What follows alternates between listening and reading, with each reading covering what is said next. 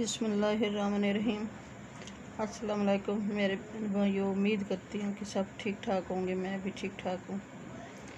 मैं आज की रेसिपी में बना रही हूँ ये गोभी, आलू और प्याज इनके पकौड़े बना।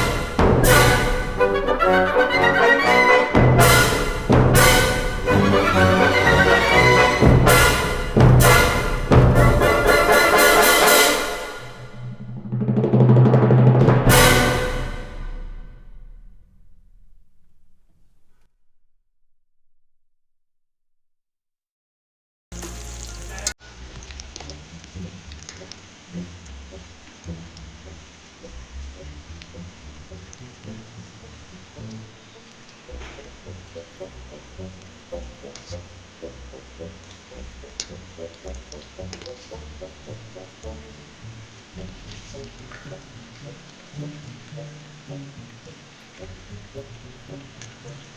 फ्राई हो गई, इनको मैं निकाल दूँ।